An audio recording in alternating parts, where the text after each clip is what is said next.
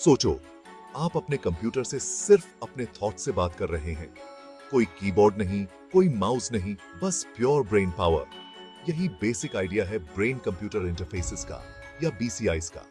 ये आपके ब्रेन और मशीन के बीच एक ब्रिज की तरह होते हैं। इससे आपका ब्रेन डायरेक्टली इंफॉर्मेशन सेंड और रिसीव कर सकता है। साइंस फिक्शन जैसा लग रहा है ना? वेल, ये साइंस फैक्ट बनता जा रहा है। बीसीआईज स्पेशल सेंसर्स यूज करते हैं आपके ब्रेन में इलेक्ट्रिकल सिग्नल्स को पिक करने के लिए। फिर इन सिग्नल्स को कमांड्स में ट्रांसलेट किया जाता है जिन्हें कंप्यूटर समझ सकता है। ऐसे समझो, आपका ब्रेन एक रेडियो स्टेशन की तरह है जो कॉन्स्टेंटली सिग्नल्स सेंड कर रहा है। बीसीआईज रेडियोस की तरह हैं जो उन सिग्नल्स को पिक करने और सही म्यूजिक प्ले करने के लिए ट्यून किए गए हैं। अभी शुरुआत है, लेकिन पोटेंशियल बहुत ज्यादा है। बीसीआईज बहुत कुछ बदल सकते हैं, जैसे हम बीमारियों का इलाज कैसे करते हैं से लेकर हम अपने आसपास की दुनिया से कैसे इंटरैक्ट करते हैं। अभी बीसीआईज ज्यादातर रिसर्च फेज में हैं। साइंटिस्ट्स और इंजीनियर्स मेहनत कर रहे हैं इन्हें और बेहतर और रिलायबल बनाने के लिए। ये स्पेसशिप बनाने जैसा है। हमारे पास बेसिक आइडिया है, लेकिन सभी डिटेल्स सही करने में समय और मेहनत लगती है। सबसे बड़ी चैलेंजेस में से एक है ऐसे बीसीआईज बनाना जो ह्यूमंस के लिए सेफ और इफेक्टिव हो। हम लोगों के दिमाग में चीजें डालने की बात कर रहे हैं, इसलिए हमें बहुत केयरफुल रहना होगा। इन चैलेंजेस के बावजूद कुछ कमाल की प्रोग्रेस हुई है। उदाहरण के लिए, कुछ बीसीआईज पहले से ही पैरालिसिस वाले लोगों को रोबोटिक आर्म्स कंट्रोल करने या कम्युनिकेट करने में मदद कर सकते हैं। ये किसी को खुद का वो हिस्सा वापस देने जैसा है जो उन्हें लगा था हमेशा के लिए खो गया है।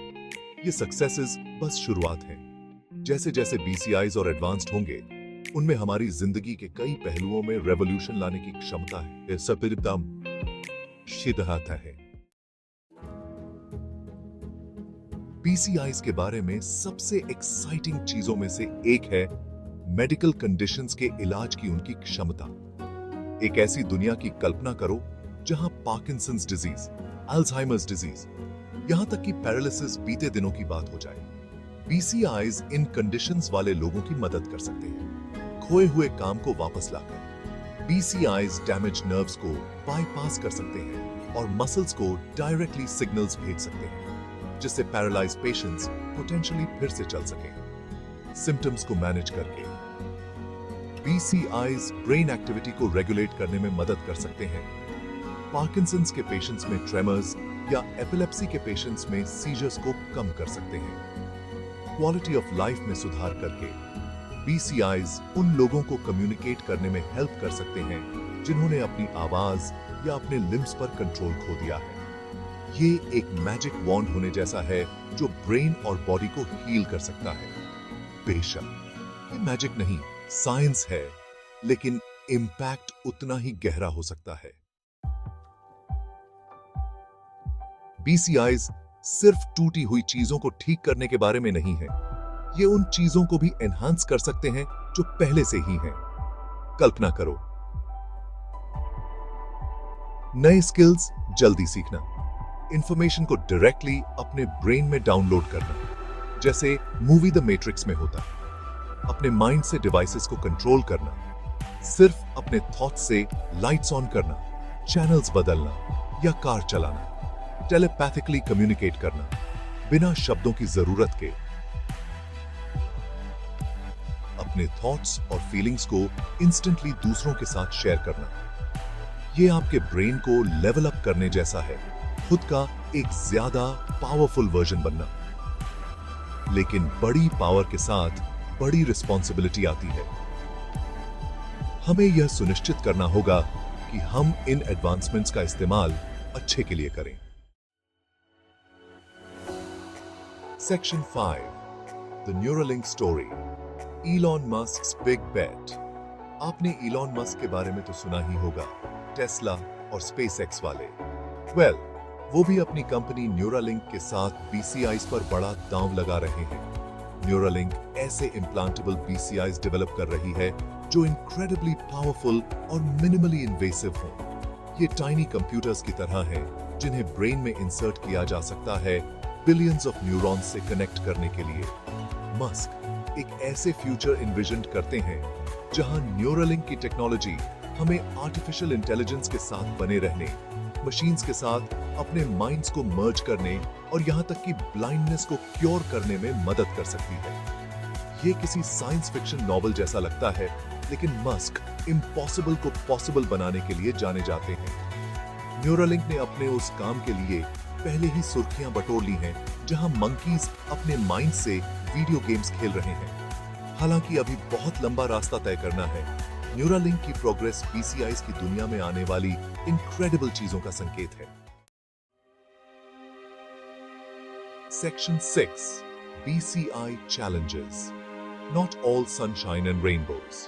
वैसे तो BCIs का फ्यूचर ब्राइट है, लेकिन अभी भी कई चैलेंजेस ओवरकम करने हैं। ये सिर्फ टेक्नोलॉजी के बारे में नहीं है, एथिकल, सोशल और यहाँ तक कि फिलोसॉफिकल क्वेश्चंस भी हैं जिन्हें हमें एड्रेस करने की जरूरत है। एक बड़ी चैलेंज है कॉस्ट।